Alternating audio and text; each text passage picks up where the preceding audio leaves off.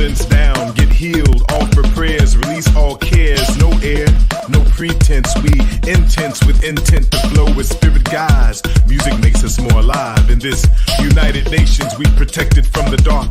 This be our Noah's Ark, we shuffle 2 by 2, hurdle in prayer circles, anointed by the beat and treble.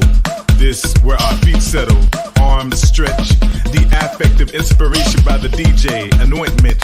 Find a space made just for our feet where we release in this dimly lit sanctuary. Lights, prism, and circular motion. Rhythm in the dark is our light, sweat our lotion. Dance is revival, prayer among the reasons we come. Meditate, clap hands, quake like mountains, breathe like sky, scream and shout like stars crying for recognition. House ain't dead, house is religion.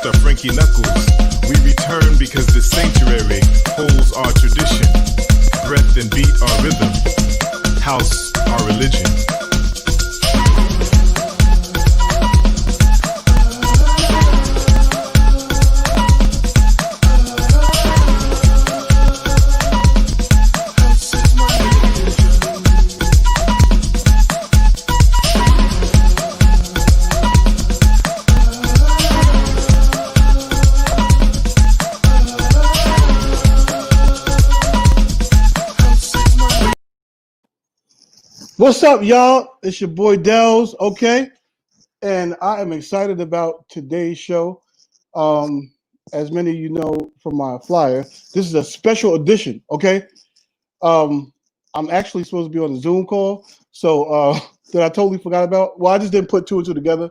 I'm just so excited about tonight. But as usual, I like to kind of give you an idea of why I'm doing or what made me do this. So briefly, hey Leanne, I see you. Hey Rashina in the back. I see you backstage, miss. One of our guests is in the back. Backstage, she's backstage, behind the curtain. Okay, y'all don't see the curtain, neither do I, but she's back there. Okay.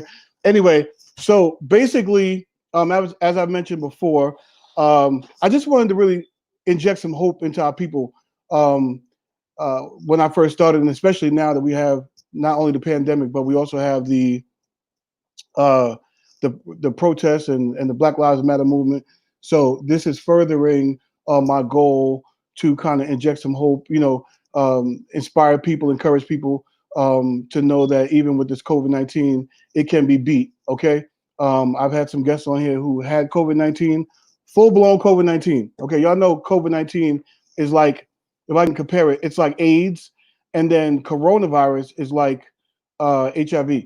So some people had coronavirus. One of my friends, a photographer friend of mine, only had the loss of smell or taste. I think it was taste, and that's all she had.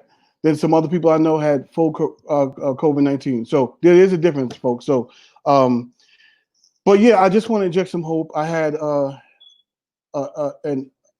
business acquaintance of mine who posted a status where she wrote that the last 2 weeks of her life were literally, in one word, hell. And then she explained some of the symptoms: diarrhea, fever, hallucinations. She couldn't hold nothing down. It was just really bad. But then at the end, she said, "You know what? But I beat it."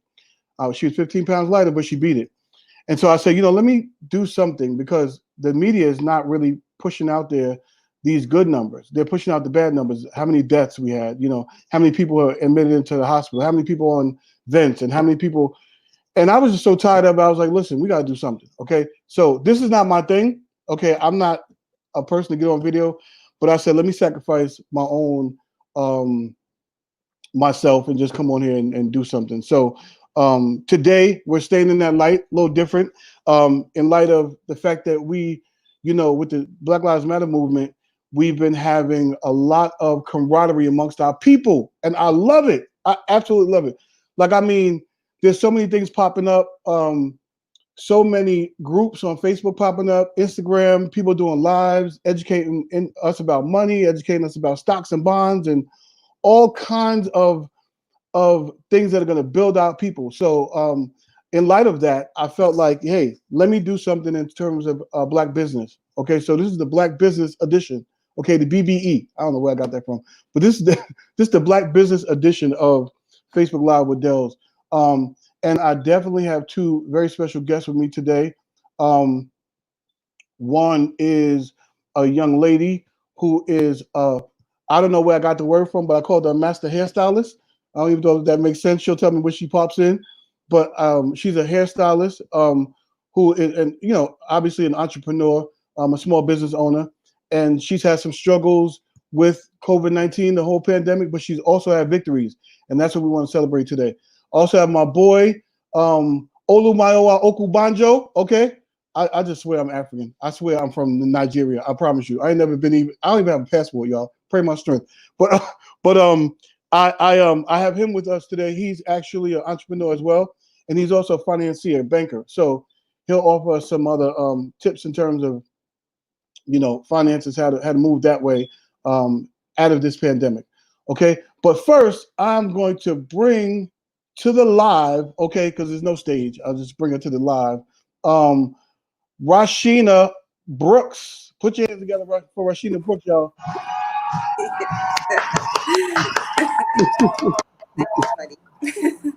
Okay.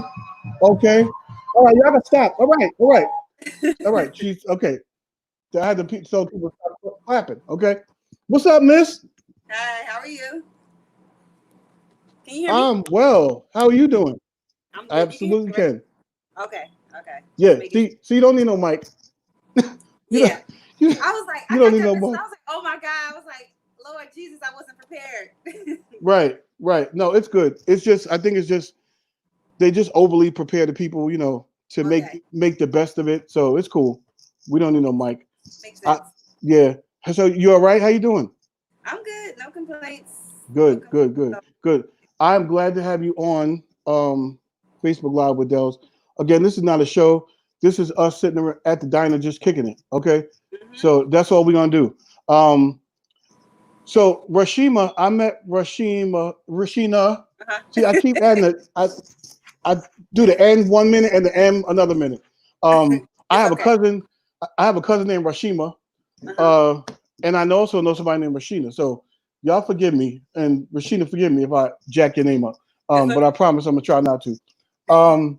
So I met Rashina through an individual who I've known for a long time, and who has come to be sort of like a co-producer of this Facebook Live. She's been feeding me so many resources, and I love her for it. And her and her husband are good people, and I've known them for a good long time, and she just kind of like said, I'll help you out, and I'm really grateful to her. Her name is Leah. She'll pop up here one day, y'all. So you'll get to meet her. She's an entrepreneur too, so she definitely should pop She an entrepreneur too. I told her, yeah, she'll pop up here one day. Okay, so anyway, so that's how I know Rashina. Leah gave me the hookup. Okay, now Rashina, you see this right here, right? I don't know if you can help me out, but your boy needs some help with this piece up here. Yeah. I don't know where it went, but it's going. Okay. It might be a wrap. Okay, but what I'm not gonna do, is nothing that sticks to here, or you can pull off and put back on. I'm not doing that. The man weave, why not? It looks natural. No, I'm not doing that. It's just, you being hairstylists, you know this. Years ago, women weren't so comfortable with having weaves. Like it was like, you got a weave or you got a wig? Well, I'm a little older than you, so maybe but they were like, you got a weave? Now it's like, you don't have a weave? You don't have a wig on? You know what I mean? Well, so I guess a lot of people are starting to wear their own hair though. Yeah, especially our people. But I guess I'm stuck back there where it was embarrassing to have something that was not yours. Right. That your mother didn't give birth to. But listen, tell me a little bit about yourself. Tell us a little bit about your business. Where you're located. We'll get all that over with. Give your Instagram, your website, all of that. Okay, so my name is Rashina Brooks, like as you said. I am a hairstylist. I've been in the industry. This month actually makes 20 years that I've been in the industry. So I'm gonna celebrate that because that's a huge accomplishment. I'm located in Clark, New Jersey. I recently just downsized my salon, so I'm in a suite now. So it's just me, and I'm very happy about that because now I don't have to. I had a salon for almost 10 years, so I have managed a full staff all those years, and now I'm just to the point of wanting to, because I'm an educator as well. I teach at hair shows and stuff, so now I just want to travel and not have to worry about a whole salon anymore. So my Instagram, I'll say that before I forget. My Instagram is my first and last name, Rashina, Rasheena, Brooks, Brooks. So it's just my first and last name. And what else about me? So I've been in the industry a long time. I also have another business on the side. I'm pretty sure we'll get to that because I know you're going to ask questions about, during COVID, like how did I survive? But what else? What else you want to know? Well, that's it. Okay. I think you did good to introduce yourself. Whatever else you want to tell the people about you. Yeah, that's about it. I will say I specialize in natural hair. Color is like my thing. I'm like a colorist. So I do, color. I specialize in color. And most of my clients are, I'm not going to say, like when I say natural, most of the clients that I have are relaxer free. But a lot of them technically are not natural because once you have color, you're not natural anymore. Okay. I didn't know that. Yeah, a lot of people don't know that. A lot of people be out here, I'm natural, but they got color. Once you got color's a chemical. You just don't have a relaxer. Wow. Right. Yeah, so you're technically not natural. But majority of my clients do not have a relaxer.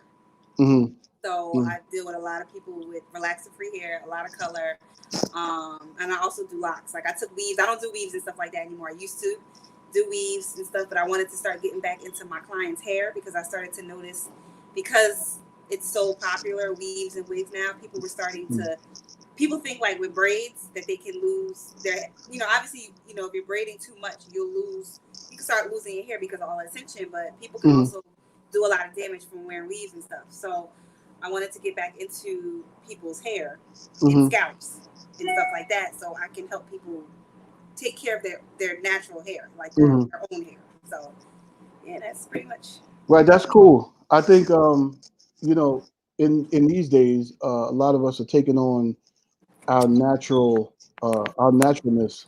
and I noticed that a lot of women are going natural, like they're cutting their hair to very short.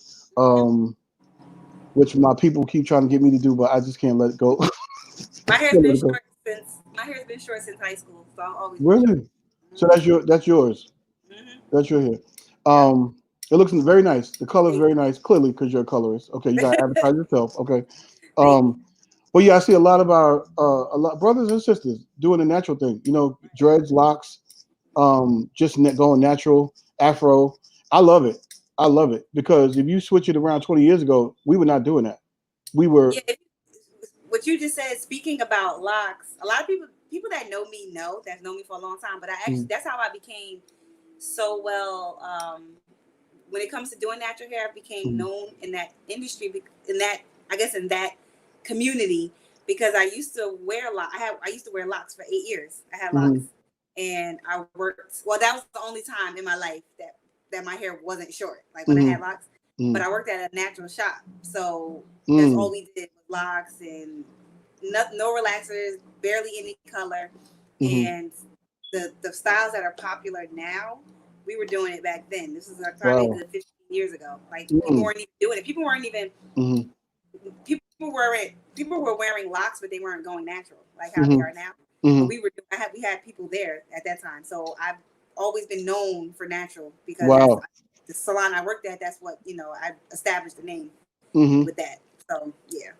I have a friend who, she ended up kind of being a friend, but she was a photography client. And we shot in Maryland, Baltimore, Maryland, probably about 12 years ago. And she was just starting her, she was moving to Atlanta to start a natural hair salon.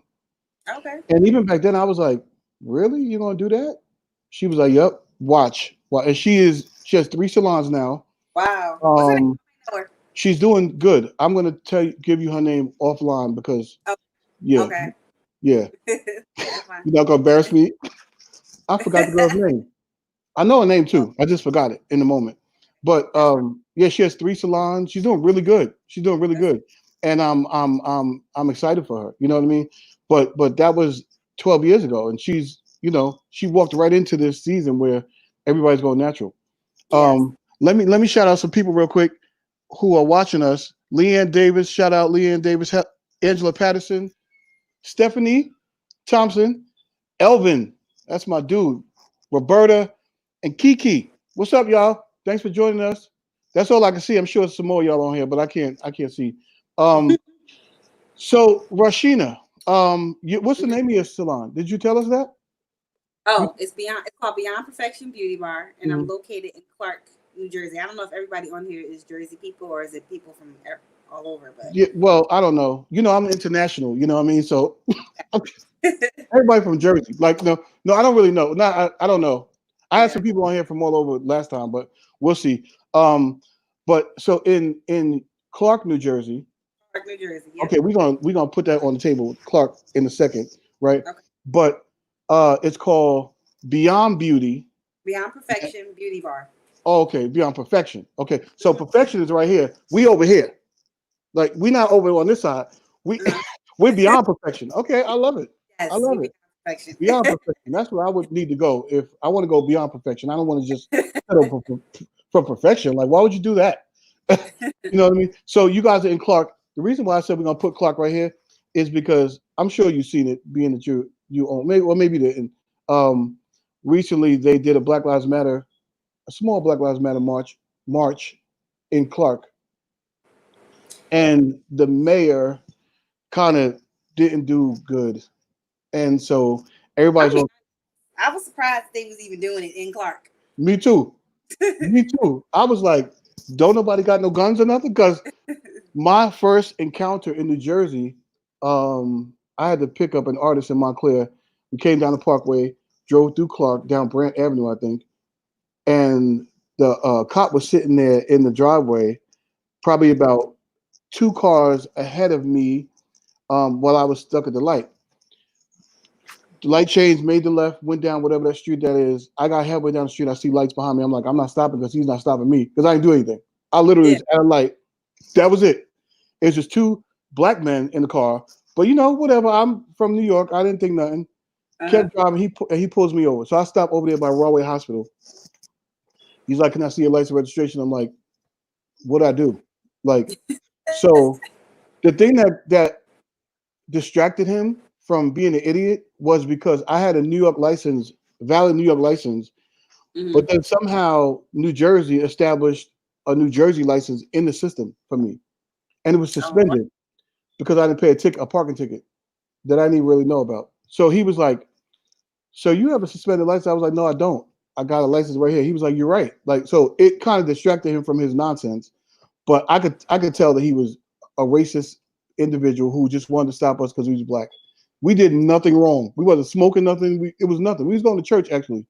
It was at 11:30 at night. So since then, I don't drive through Clark at all. So it's funny you say that. So for my salon, I had 2 locations. Mm-hmm. My first location I was in Rahway for 5 Mm-hmm. years, and then my second location I was in Union.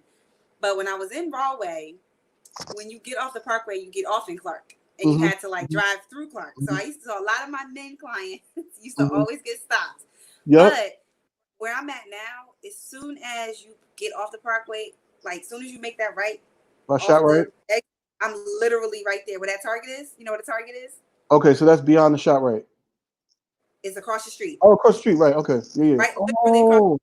I'm right in that complex. Okay. So you don't even got to drive through Clark. Okay, so we good. We just got to tiptoe in there, right? And then a left. Yep. And Right. Can you make that left? Can you make it? Okay. Mm-hmm. Yeah, I know that because I used to go to that Target and I used to go to that shot right because the shot right was nice. Most people know that. Yeah. Okay, that's good. All right, so guys, if you're a little nervous about Clark, yeah, it's literally right there. Unnerve yourself. It's right there off the Parkway. Either way, if you come around the circle or if you come straight down the Parkway, it's right there. So you can go visit her beauty salon, okay, and get your hair done once we open back up. Once outside open back up. Well, that's good. I just that's my bias against Clark. And I also have a friend who is a massage therapist, and she just opened up in Clark too. And I'm like, what's going to happen is you're going to just have to make a house call because I'm not. She's deep in Clark though. I'm not doing it. She's deep in Clark. Okay. Yeah. See, I'm right there. Yeah, I'm not doing it. So, well, that's good. We gotta be careful. You know what I mean? Yes. We gotta be careful as black men. One of my boys is dark skinned, and I say that for a reason, because his skin color has caused him to get stopped plenty of times for no reason. And we're talking about south of Rahway most of the time. You know what I mean? Wow. North of Rahway, you might be okay. Linden, Newark, Irvington, East Orange, you'll be all right. But south of Rahway, And by the way, we were actually going to Rahway. That's where my church is. When I picked up that artist, yeah. Oh, okay. Really? How you know? So Agape, the only church I know. Everybody go to Agape. Oh man, there's a whole lot of other churches in Rahway besides Agape. Trust me. But that's like the only church everybody goes to. Well, you know what? It's funny because I work. My 9 to 5 is on 168th in Manhattan, and did I tell you this? The lady. Oh no, I didn't tell you this. I came out of my office one day, and this lady was looking at me like, how somebody think they know you, so they're looking at you. I was like, hi. She was like, hello. She's like, are you from New York? And I said, yeah, because I am. Yeah. And she's like, but do you live in New York? I was like, no, I don't. I live in Jersey. She's like, and do you go to church in Jersey? I was like, yeah. I was like, oh, Lord, don't tell me. I am on 168th Street in Washington Heights, New York. And the lady ended up going to Agape, and she goes to the service that is too early for me to go to. And I was just like, really? Are we serious? I can't get away. Like, I can't. And then I'm a big guy. So everybody sees me. You know what I mean? I do the media there. I do camera in the front of the church. So it's like, anyway. So, yeah, there's other churches in Rahway, guys. Okay? Besides, I think there's actually another church called Agape. Somewhere else, though. I think it's in Rahway. It's a new church, and I think it's Hispanic. Oh, so okay. it might be in like it's not a church building, or they might be using the church. Anyway, that's not what we're here for. So listen, so listen, Corona came through. Okay, she came through and got us all. Okay, in some way or some way, shape, or fashion. How did it affect you and what you have going on? All that you have going on. Okay, so in my industry, everybody knows that we work with our hands. We work behind the chair. So in my industry, if we are not working behind the chair, we are not making any money. Mm-hmm.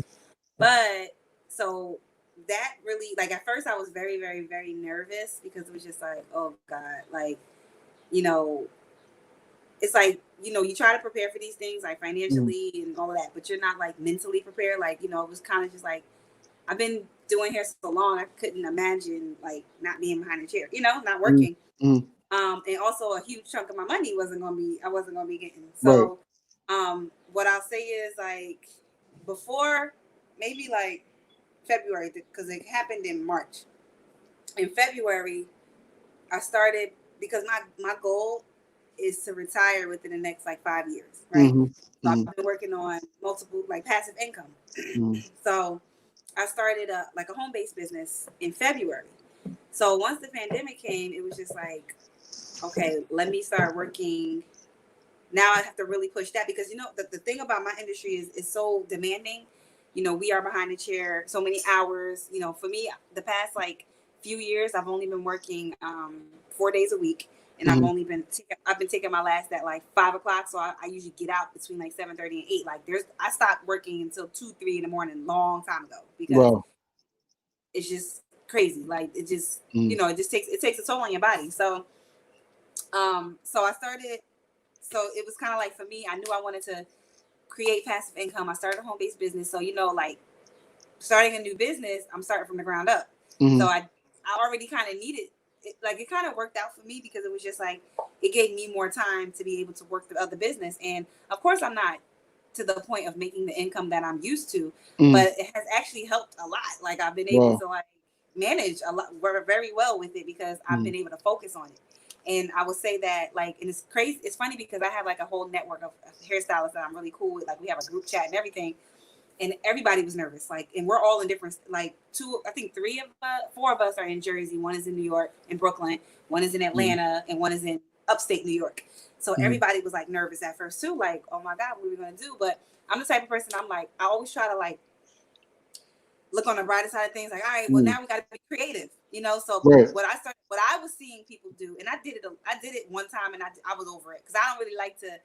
I'm not like a shipper type. Like I don't like to ship stuff out to people. But I started to see a lot of hairstylists on Instagram get creative, and they were like, because we retail, not all salons, but like I know my salon and a lot of other stylists that I know, we retail products to our clients. Right. But I saw a lot of people really upping their retail, like selling packages of products online and then offering virtual consultations, where they can actually teach people how to do their hair during the pandemic. Like people got really creative.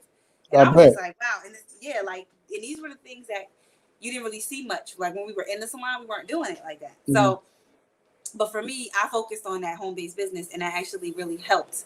So it was like perfect time. It's like everything happened for a reason. It was perfect timing.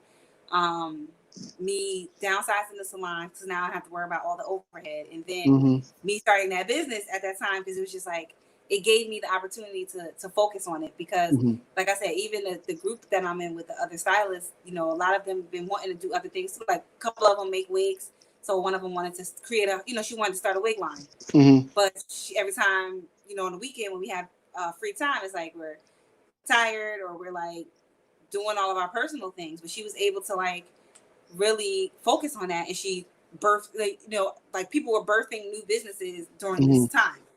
So I will say, like, of course there was some bad that came out of it, knowing people that passed away from it and things like that, but some good came out of it as well.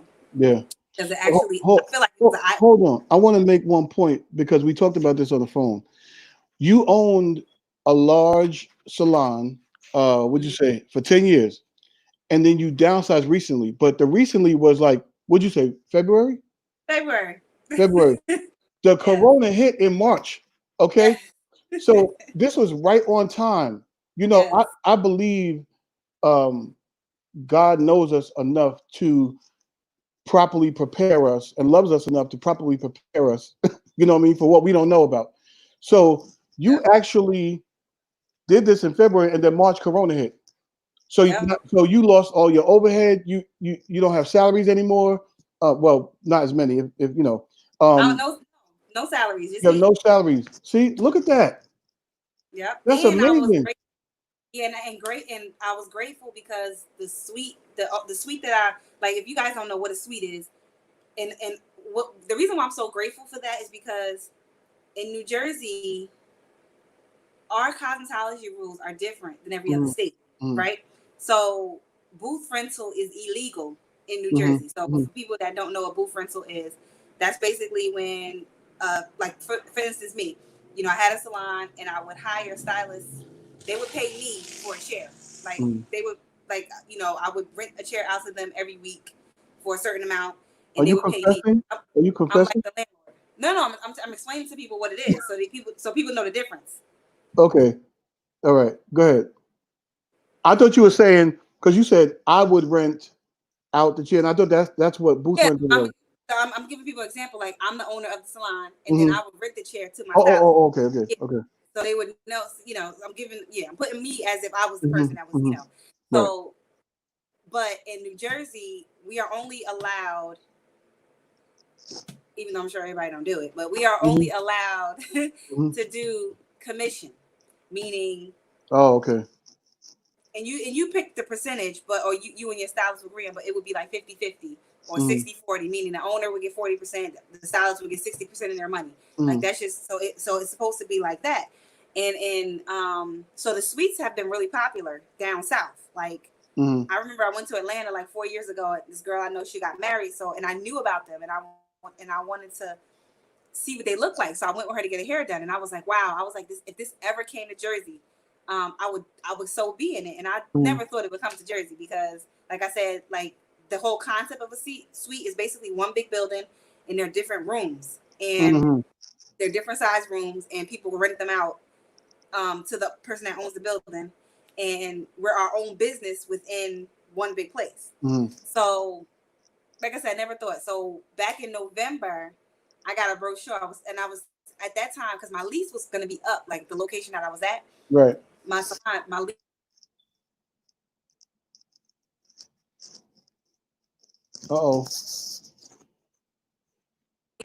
I would have had to do another build out, because most places are not equipped for a salon. Like, you have to like renovate, you know, the plumbing and the electrical, everything. So I ended up, this was back in November. I got a brochure in the mail, and I saw that some suites was coming to Clark, New Jersey. Now, there are actually 2 suites in New Jersey already. One is in Wayne, and one is like in South Jersey somewhere. So I was like, well, that's too far. I didn't want to go that far. So when I got that brochure that it was coming to Wayne, I called that number so fast, went to go see it like that following week, and they weren't even finished yet. They were still. They didn't have the floors down yet, or like the sheetrock on the wall, but they were starting to rent them because they knew they would be open by February.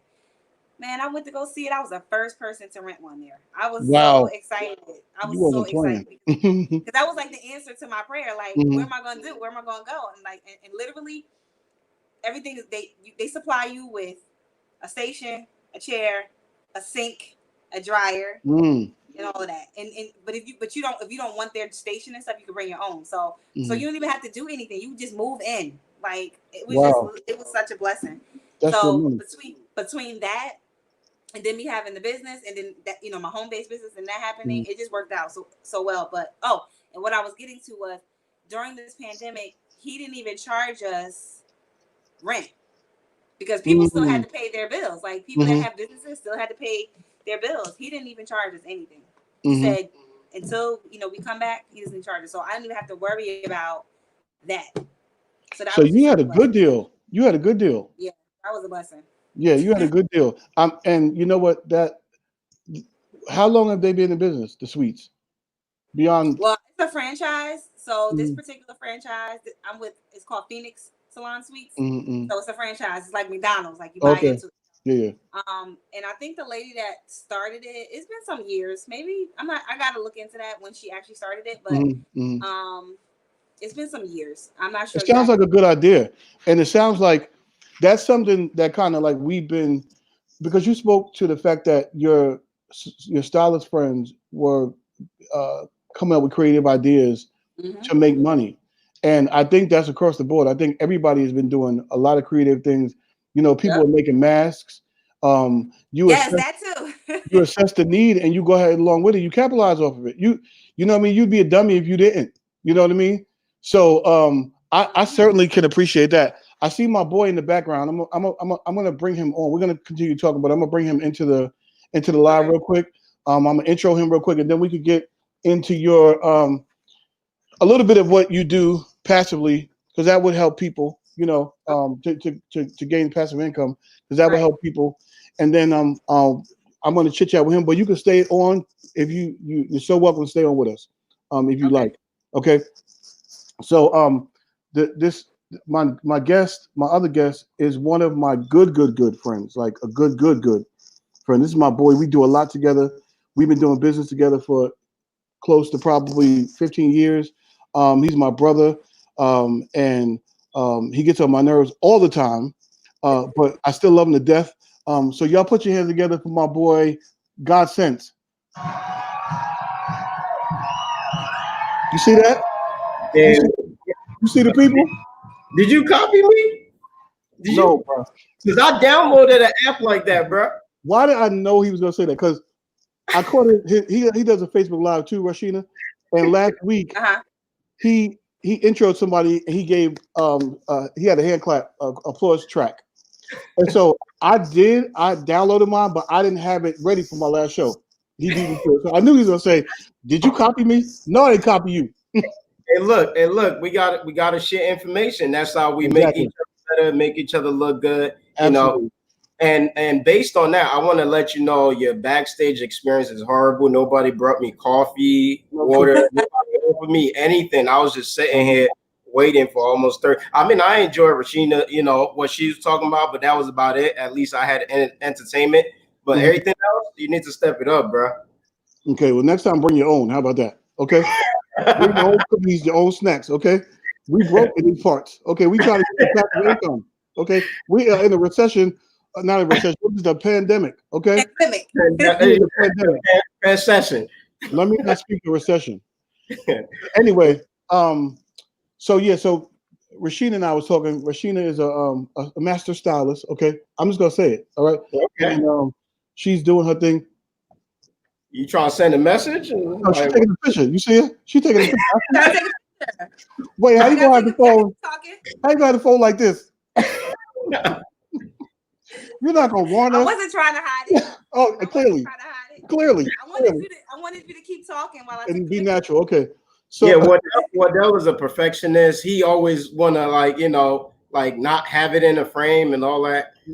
It's okay, Rashina. Go ahead. We take natural pictures, okay? So Rashina, just share a little bit about the way you survived through this pandemic. Your home business, and just tell the people kind of what you do on the side outside of being a master hairstylist. Okay. Okay. So, I've always had I've always done other things, but this particular company is a health and wellness company. I'm not sure if you guys are familiar with Total Life Changes. Yeah.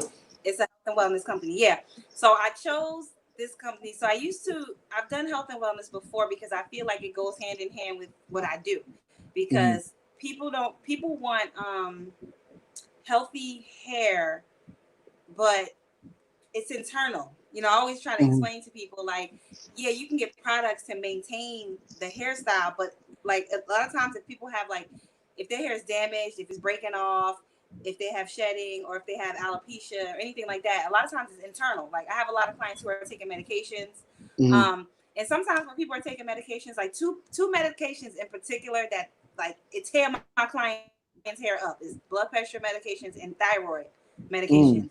I can always tell if somebody's taking that medication by the way their hair look. It tears the hair up.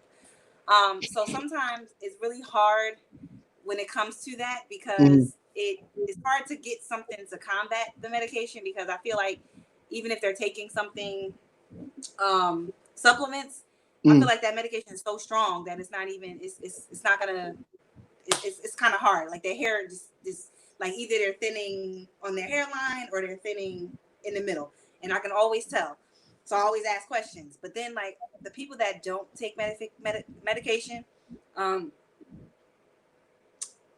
sometimes people may have shedding because, weather or whatever the case may be. But sometimes people are not getting the right minerals and nutrients that their body needs. So for me personally, I've been on this health journey for the past few years because I suffer from anemia. I've had problems with my irons for years and some other things. So I started using the products myself, which the products consist of detox teas. We have a liquid multivitamin, which is really good because the thing about detoxing is when you detox, it's flushing out the parasites and the toxins in your body, right? Mm-hmm. So it's going to help. Like, and this was the reason why I wanted to join with this company and introduce. Like, one of my goals this year was to try to help my clients get healthy on the inside as well as the outside. Mm-hmm. Because I have clients who have alopecia and things like that. The TLC has CBD products, and what CBD does, for people who don't know, it corrects bodily dysfunction. So when people have things going on internally, like acne, alopecia, it helps to clear up the acne, and it helps to help people that have alopecia. It can possibly help their hair to grow back. So that was what made me start with this company, because of all of the products that they have for different reasons. I mean, we have things for energy. We have things for people who suffer from anxiety, people that want to gain weight, people that want to lose weight, and people who just want overall better health. But since I've started, Is this the lasso? I'm sorry, Rashida. Is this the lasso tea? It's pronounced IASO. I just tore it up. Sorry. A lot of people say that. A lot of people say lasso because they think it's an L, but it's really an I. So it's IASO. But yeah, I heard lasso tea more than I heard ISO tea. Honestly. Yeah, so people say it wrong. We all been saying it wrong. So what did you? Yeah. How is it helping you to bring this income in? In regards to the pandemic. Okay. So this is how, because now my goal with the company at first was to just retail it to my clients, like just send them to my site, or like me, I purchased products and I just was having it in the salon, right?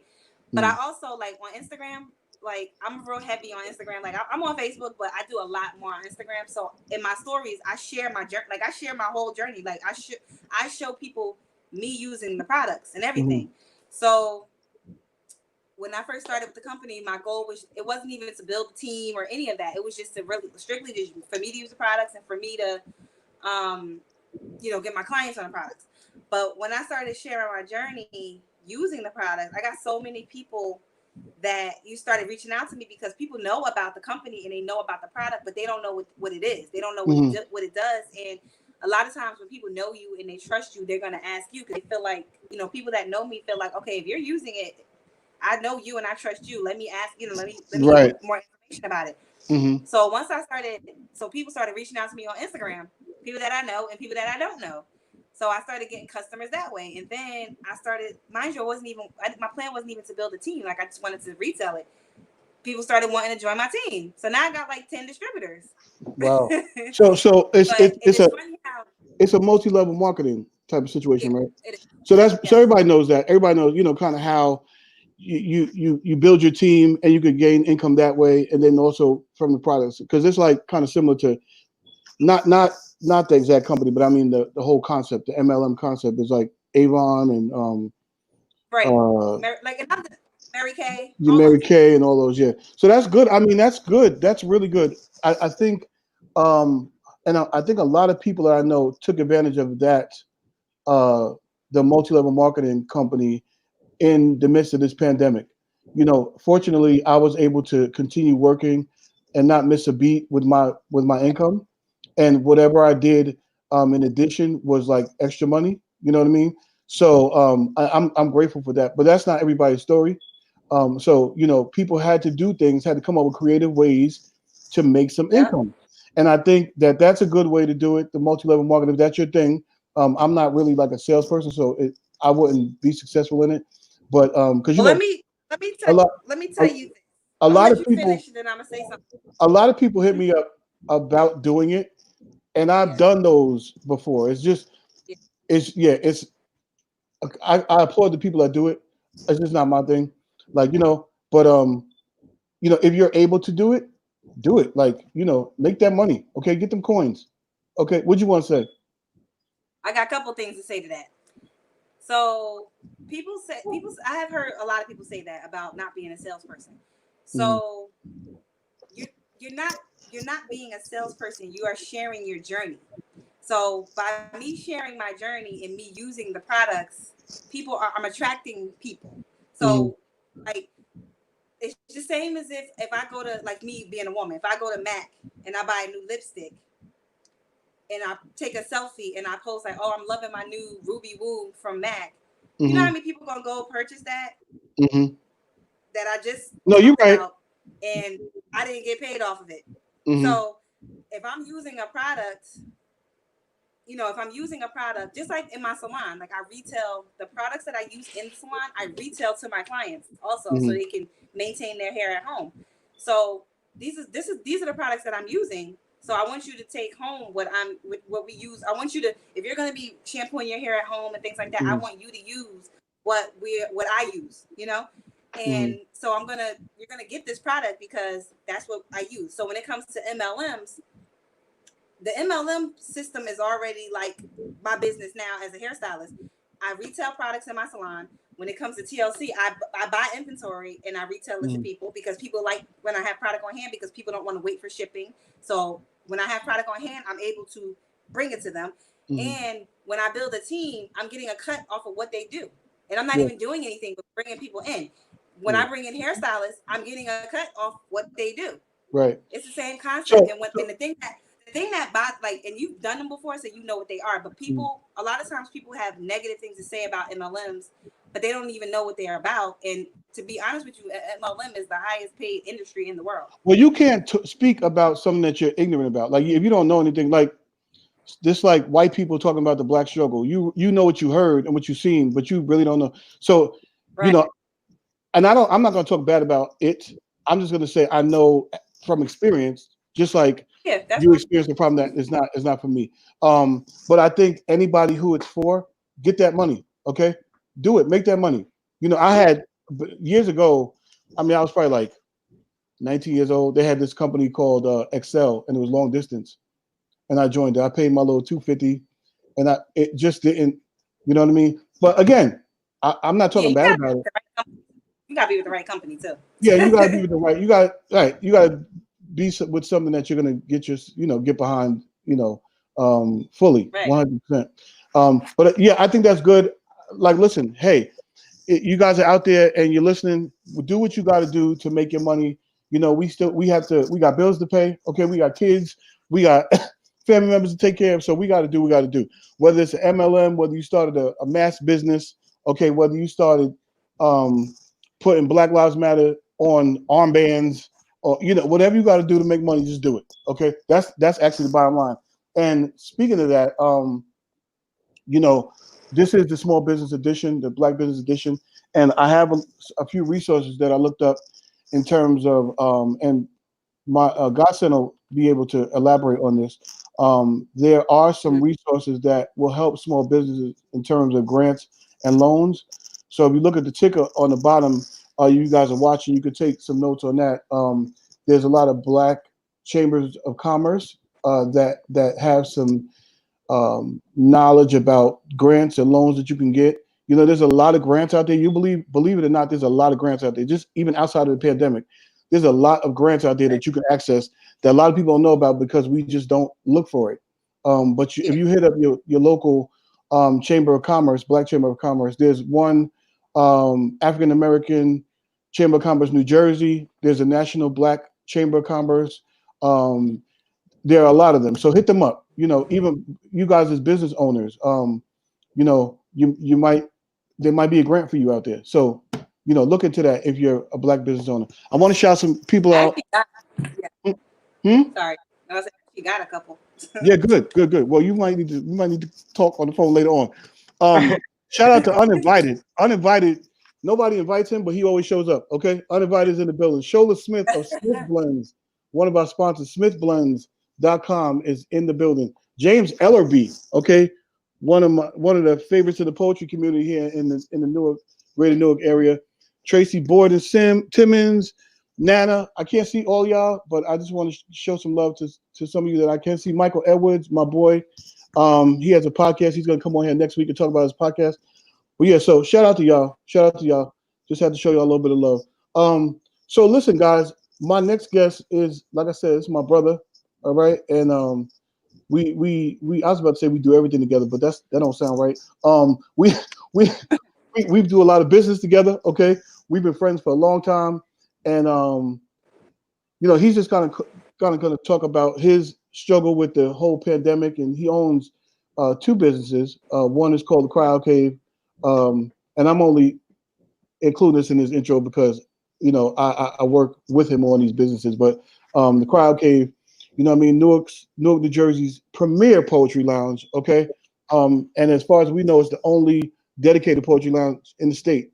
So we got that, and then we got the Heart Ballroom as well, that sits right next door physically to the Cryo Cave. So he'll give you more information about that. But bro, just kind of get into, this pandemic came through in March.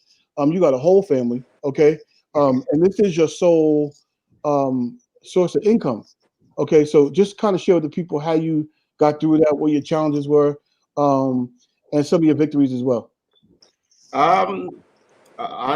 Honestly, I'll say I'm still getting through it. Let's say, it was unexpected to everybody in terms of everything. And my business was actually, I've had the Cryo Cave for about 2 years, and that wasn't like a source of income for a family. That was an investment that I did more for the community. But the Heart Ballroom, which I invested in just about 6 months before, about 5 months before the whole pandemic hit, that was focused on bringing income for the family. And as you know, when you start any business, you have to get the groundwork, spend a lot of money in the beginning. The banquet hall, I had to make a few changes and stuff like that, get clients in. And just around that March, I was like, baby, talking to my wife, baby, I'm able to. Talking to me. No, not you. Okay. I'm like, I'm able to, I think we're at the point where I can actually put myself on payroll.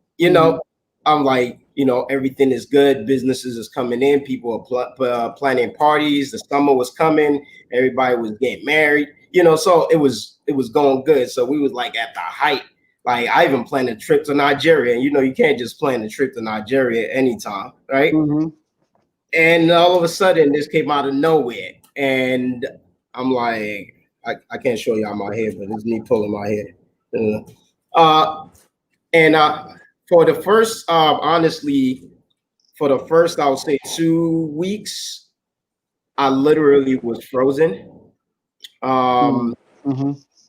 I'm never gonna claim depression or whatever, but I was kind of like down because I'm used to just going and going, just the ability, losing the ability to be able to go.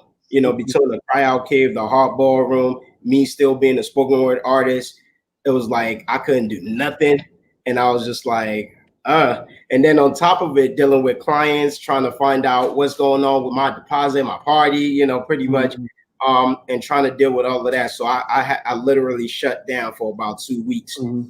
But the entrepreneur in me would not allow me to stay down, literally. As an artist, I'm creative and entrepreneurs. If you didn't start this business with big money, you've had to be creative your whole life. So, I had to sit up after a while and say, okay, you know what? I can't be counted out. Let's find ways to definitely move these things forward. First, I started seeing all the information about the whole grants here, money is available here. I'm like, okay, we about to be good. Mm-hmm. Went on the websites, applied. They had like a segment that you could fill out. I'm talking about with the state, with the emergency, fund, whereby you're able to like kind of like do preliminary, like, just put in basic information and it'll tell you whether you can get approved for it or not. Mm-hmm. And based on that, I didn't qualify because my business was still brand new, right? And then there was something else, which was the PPP. And I saw that and I was like, okay, well, something else here. They said, try this. And a big requirement of that was you had to profit in the prior year. So I'm like, oh, don't qualify for this either. I went, I'm just kidding. keeping it 100. And you know, I'm a positive person in the society. I'm always like, yeah, you know, put out positive, don't give up, you know, whatever. So I started seeing other things like, you know, other websites that would come up, local things, and I would visit another website, that website. Eventually, it was just kind of like some of them were just, you know, people that collected PPPs, that was collecting applications. You still had to meet some of the same requirements. All in all, you know, eventually I was just like, oh, yeah, It's not gonna work. it's nothing for me. It's nothing for this business. Thankfully, you know, I come from a background in banking and, you know, teaching financial education and everything like that. So it wasn't as if I was in a place where I was struggling or relying on, you know, in other words, I was able to make sure my family is good in terms of savings. You know, I had to save to get into the business. So thankfully, I continued that trend. But I did become very concerned about the businesses in terms of, you know, what was going and how were we going to move forward. At the end of the day, what I did was I started seeing a few people, artist friends, post on Facebook like, you know, hey, support my art, you know, pretty much at this time. And I was like, I turned to wifey again, like, you think I should do that? Mind you, anybody that knows me know I'm Nigerian. I'm prideful. I'm glad you know that, sir. Okay. Shut up. Let me tell my story. Okay. You know, I like to, you know, work hard for my things. I don't like asking for handouts or, you know, help. And sometimes even when I have help, I still try to do things myself. So it's a bad habit. It's a pro and a con that I carry. And she was like, yo, you should. You do a lot for the community. They might want to pour back into you.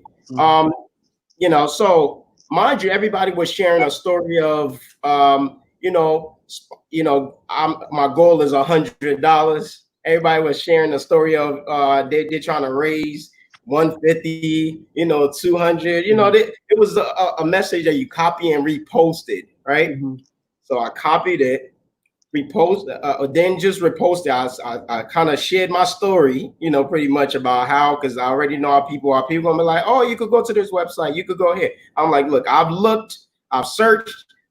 So far, I don't qualify, you know, and stuff like that. And I kind of put it out there, and surprisingly, like the response was so powerful in terms of the community, in terms of just people on Facebook, the love that everybody was sharing. And you know, I was able to raise maybe about almost $5,000, just, you know, in that. Again, that doesn't take care of everything, but I wasn't expecting, but maybe $200-300. I'll be honest with you. Wow. But business, it was something that was helpful. So from that moment on, it encouraged me. And it kind of gave me that push to get back up and start finding other ways. And there were little things that I would have. People started doing a lot of virtual sessions during the pandemic. I had a couple of dance teachers who wanted to do a virtual class that was looking for a space, come and use the hall to actually teach their class. So there were other things that came up with. Starting this weekend, I have a cook that's taking over my kitchen at the hall that's going to be paying monthly rent because they needed a kitchen to work and everything like that. So I decided to actually outsource and rent out my kitchen completely. So, you know, I adjusted. It took time, but I was hopeful, and this is where we at. Yo, you know, you said something that made me, I guess, led me back to what Rashina said earlier about in these type of moments, you become very creative. You said entrepreneurs will not allow yourself to be still, and that speaks to the success of an entrepreneur. Because if you're really about that life, you're not going to allow yourself to be still. You have to do something. Rashina went out and said, listen, I'm going to find some way to bring in some income. Okay. I'm not going to play with this because I'm an entrepreneur. You know what I mean? you said I'm gonna humble myself and I'm gonna talk to the people, and you know what I mean, and I'm gonna use wisdom. You opened up the doors, to individuals who were still within the guidelines of the state, and you made your money like that. And knowing you, I also know that you're a good budgeter. So you had some reserve for your family. You know what I mean, which makes sense. Okay, and I also know, and I have to kind of say this to the people because you spoke about how you're Nigerian and you kind of got a little bit of pride, but also knowing you, I know that you're a giver. A little bit. Just a little bit. Look, just a little bit. That's it's just a little bit. It's just Just a little bit. So, but God said is a giver. Okay, and I'm a firm believer. When you give, you receive. Okay, He's a giver. I mean, even not only just money, but somebody needs a ride. Somebody needs some resources. He's the first one to give, and that's what I respect about him too. That's probably why we get along so well, because that's the way I am. But when you do that, I believe people will see it and they honor it. And so $5,000 is probably nothing. If you had to ask again, you probably would have got 10. You know what I mean? So that's another part of. Oh, it's still going on. It's still going on. So the goal was like for like 10,000. I think $10,000. Mm-hmm. Okay, so good. Then you can give me that $1,000 you owe me back. Okay. Anyway, you don't owe me no money. So let me shout out. Let me shout out Peter. Not yet. Peter Keynes is in the building. Dion A. Lois Frey, all the way from Brooklyn or Long Island. Actually, you in Long Island, right, Lois? Huey Nunn from Texas is in the building. Lanique, Richard, love y'all. Thank you for joining us.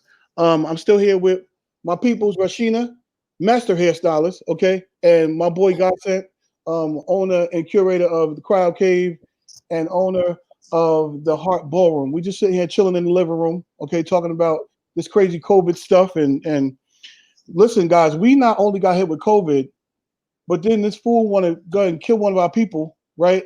Which caused this whole uproar in the nation and the world.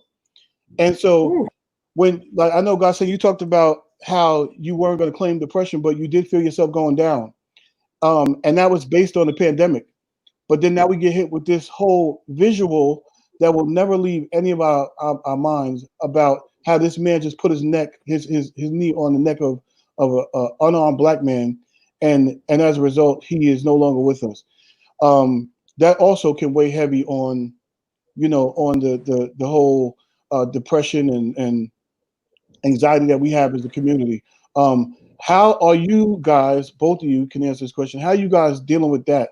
You came through the pandemic pretty good, but now we got this other thing we got going. How you guys as entrepreneurs are dealing with that? Yeah, you want to go, Rashina? He said, "Ladies first." Rashina. I know. Right? I saw she unmuted herself, so she's like, once you mentioned one thing, I saw she unmuted herself. She's like, "Let's go." Mm-hmm. I think it's yes. Last week was a stressful. It just was between that the Blackout Tuesday. Like it was just a lot. Mm-hmm. A lot going on. I definitely feel like I'm happy that all of the cops were convicted and everything like that. But I just feel like I was actually talking to somebody about this today. I just feel like it's just ridiculous. Like, why are we still going through this? Mm-hmm. And I just think it's sad. Like, we know that this has been happening for a long time, but now people are recording it. Mm-hmm. But it's just like, I don't know. I don't know how to feel about it. I mean, of course, it's terrible, but it's just I just don't understand like why do we get something like? I'm trying to think. I want to like why? Yeah. Like, I wouldn't be concerned about that. Why? Huh? I wouldn't be concerned about offending anybody, but like, why do we have to deal? Why do white people think they're better than us? Like, I just don't understand. Like, and then like they think that we could just be killed and it's okay. Like I just don't understand. Like, that's the part that bothers me the most. Like, why are we so hated so much? Like, I don't know. But so that was just terrible. When that video was you know when you were in school and a bully would bother somebody, low key, the bully probably hated the individual because of something. He was probably jealous of him, or you know what I mean. I think a lot of times Caucasian people want to be like us a little bit, okay, and we excel in everything. Low key, we excel in everything, and I believe there's a little bit of jealousy. I believe there's a little bit of envy. You know what I mean? Listen, I'm just keeping it real. And this is based on some conversations I've had with Caucasian people who, you know, are, you know, they're not prejudiced per se, but they're for the black struggle, or they're, you know, they were raised in our neighborhoods. They understand us a little bit better than other people. I think there's a bit of that too. You know what I mean? And so it'll make you, that'll make you try to hurt somebody. It'll make you try to, you know, lose respect for somebody. It'll make you not want. Now, this is just my one thought about it. There's a whole lot of other reasons, but that's one thought about it. I think honestly that it's not a matter of jealousy. I think it's more a matter of threatened. You know, pretty much. I believe, again, going on the history, you know, they didn't bring us here to take over this land. You know, but we have every potential possible. Not that we're interested in taking over, but because of how much we've survived here, we definitely have more than what it takes to rule here. And I'm talking about America. And so I think it's more or less threatened because the system was created to make sure that we were always on the bottom, regardless. That even if some get past, only a few gets past.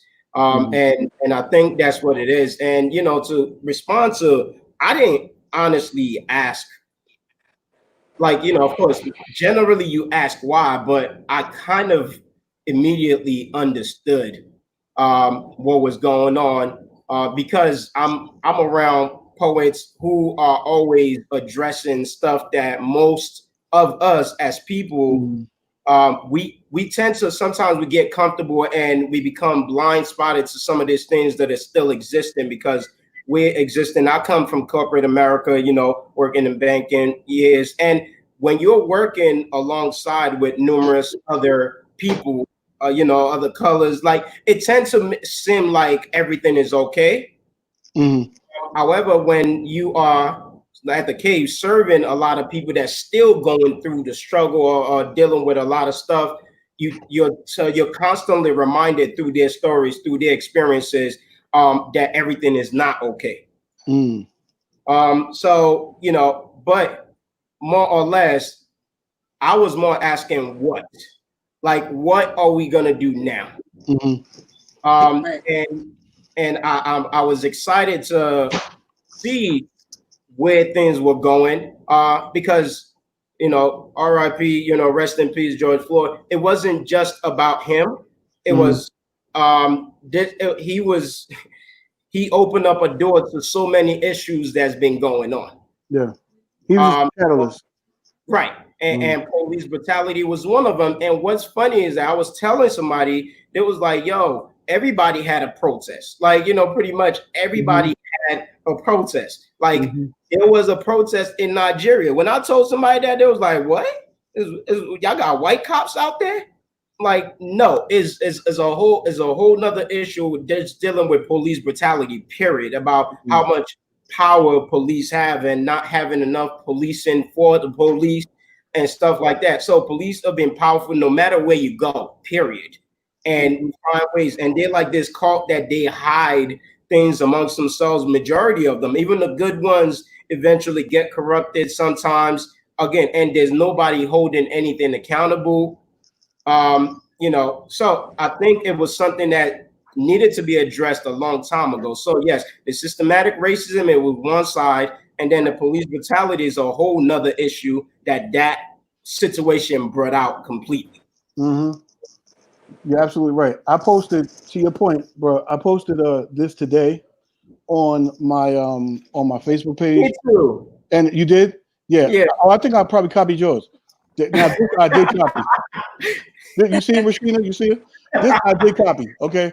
And it just kind of outlines. You probably can't see it really good, but it probably No, we outlines. can see it.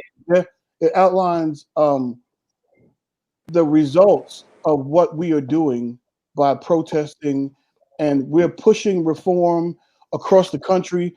You know, the one thing that got me was that in New York State, in New York City, there are police officers who are going to opt to retire early, and they are going to, and some of them are resigning from the NYPD because they feel like the top brass is not supporting them.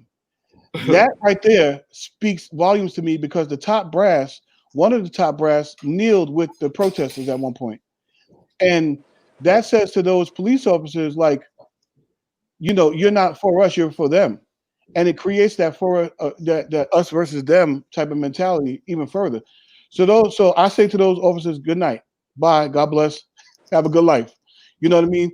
Because they probably are a part of the problem. If they can't see the positivity in what's going on outside of the, you know, I have a lot of NYPD friends.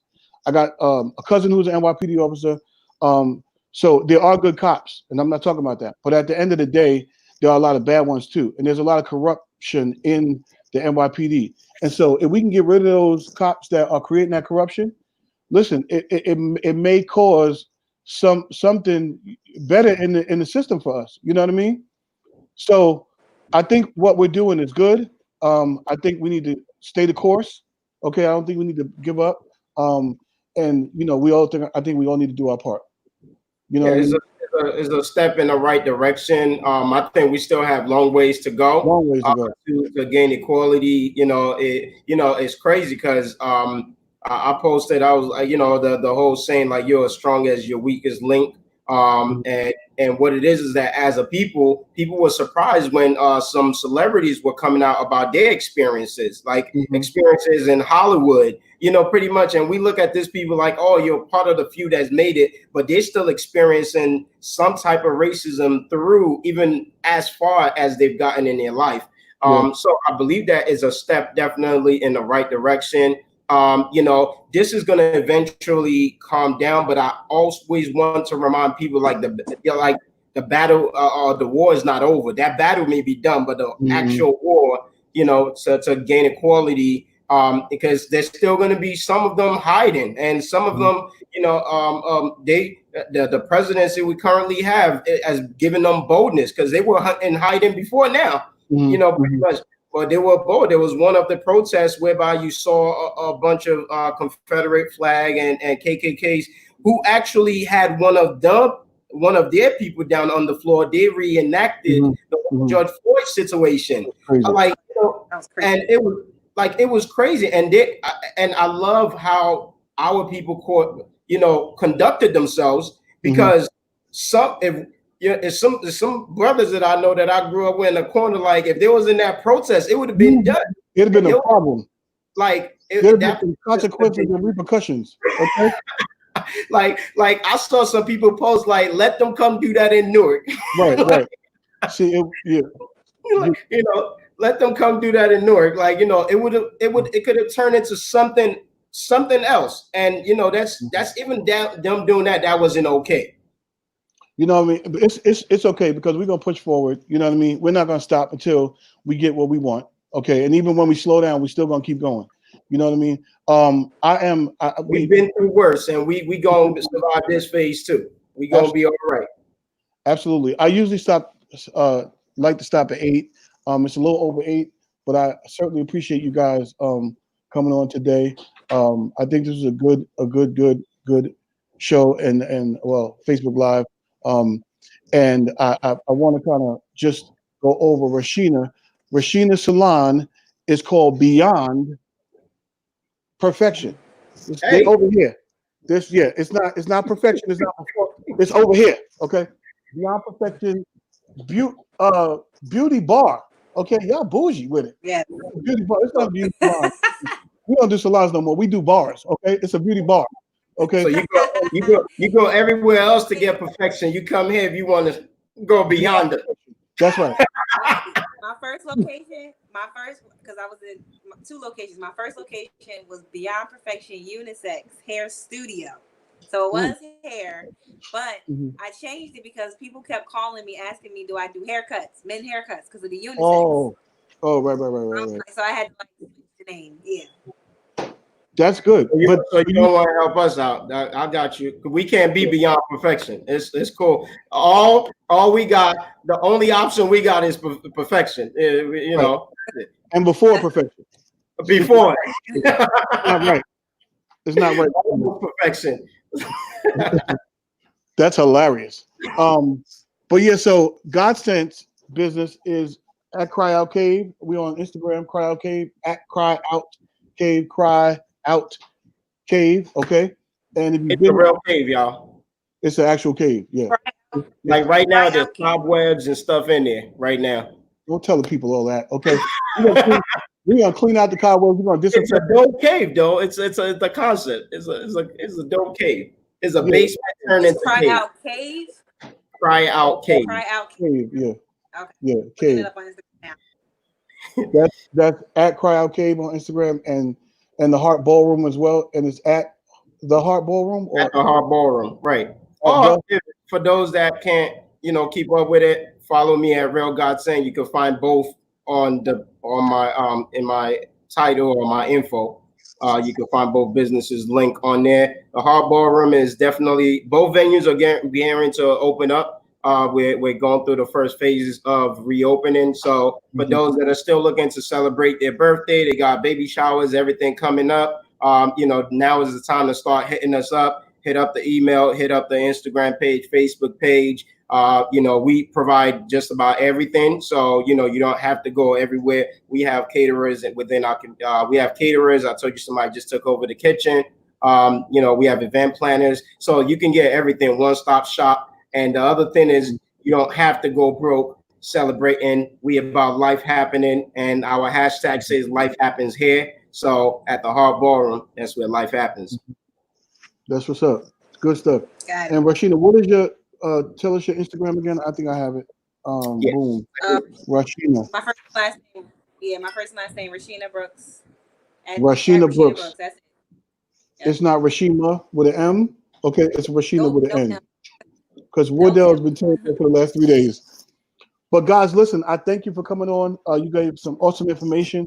And again, my point here is just to inject some hope into our people during this pandemic and now during this whole Black Lives Matter movement.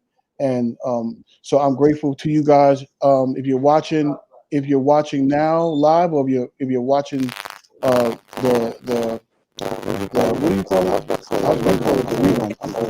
If you're watching the whatever it's called. Make sure you hit these 2 individuals up. Your sound. Okay, you good now? Oh, make sure you hit. Yeah. Oh, I said something. I don't know. Make sure you hit these 2 individuals up. Follow them. Support their businesses. Okay. And I will be back on Monday with another live. I have one individual who beat COVID. I stopped saying survive because it just didn't sound too good. I think these people, we're beating COVID. You know what I mean? So I have another individual who I'll have on that beat COVID. So you guys join me again on Monday at 7 p.m. Okay, we're gonna do Facebook Live with Dellz one more time. Thank you. Congratulations to you guys for surviving. I mean, for beating COVID-19 yourselves with your business. I will continue to support both of you, and I'm grateful for you guys to come on today. All right, we're gonna end it. We're gonna end this on that note. All right, you guys have a great night, and we shall talk. Facebook Live with Dellz. All right, y'all. Deuces.